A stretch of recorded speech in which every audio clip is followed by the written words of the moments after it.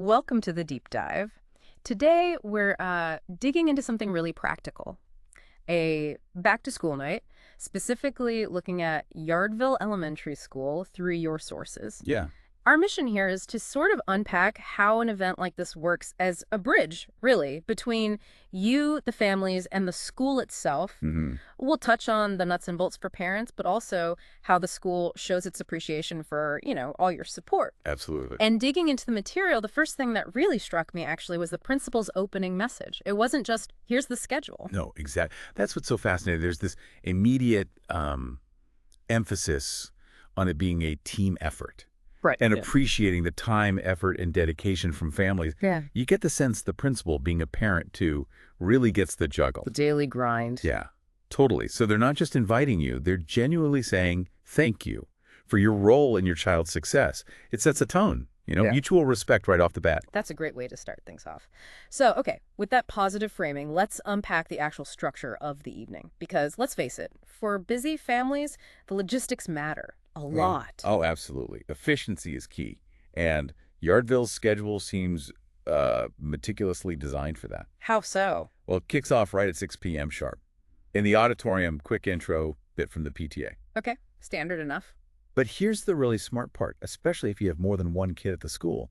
They run 2 identical classroom sessions, 25 minutes each. Ah, identical. So you don't miss out. Exactly. You can actually go see your second child's teacher or even a third without feeling like you missed the crucial info in the first session.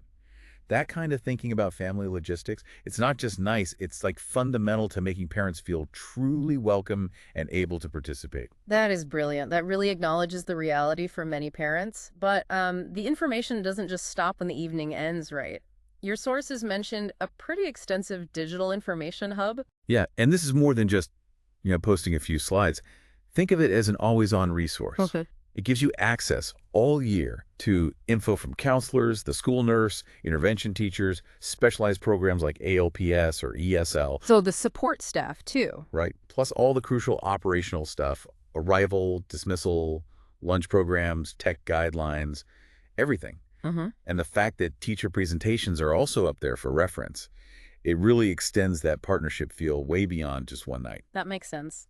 Speaking of tech, you mentioned guidelines. The source details the device policy, and that sounds like another big area for homeschool teamwork. It definitely is. And it brings up that whole question of shared responsibility, doesn't it? How does Yardville handle it? So all students get district devices.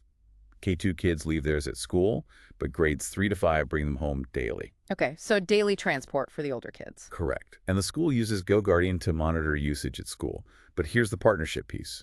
Uh-huh. They specifically ask you, the parents, to make sure devices come back charged. Right, the simple things. And also to, keep an eye on online activity at home. They're not just handing over the tech, they're asking for active participation. Plus, they clearly point you to the district help desk if you hit tech issues. Support flows both ways. Gotcha. Okay, so we have the event structure, the digital resources, the tech plan. What about just regular communication, the ongoing stuff? The school calls it critical to the success of your child. Yeah, you can't have a partnership without clear, consistent communication, can you? It's the backbone. So what channels do they use? Yardville seems to have a few main ones. There's the Yes This Week family newsletter, which goes out multiple times a month. Okay, frequent updates. And they use School Messenger for those, calls, texts, emails, the more immediate stuff. They really stress making sure your contact info is up to date. Makes sense. And what's interesting is the guidance they give you. Got a question about classwork or how your child's doing? Talk to the teacher first. Direct line. Specific pathways. Exactly. And for changing dismissal plans, there's one mandatory way. This online tool, Pickup Patrol. Specific tool for a specific important task. It just streamlines everything and keeps safety paramount. No confusion. So pulling this all together then, after this deep dive into how Yardville Elementary approaches this, what's the big picture for that parent-school relationship? It really sounds like they're investing serious effort in building a real partnership. That's exactly the feeling, isn't it? It's not just information flowing one way. They explicitly say they look forward to partnering with families all year. Right. And they keep coming back to mutual support, clear communication. It feels foundational. This back-to-school night, it's like a microcosm of how they see that relationship working. You, the parent, are seen as a vital ally. An essential part of the team. Precisely. Not just someone who shows up once or twice a year. So thinking about all these, thoughtful arrangements we've discussed, the flexible schedule, the digital hub, the clear communication protocols outlined in your sources, what does this suggest about how effective that homeschool connection can be when both sides are really engaged and informed? What possibilities open up?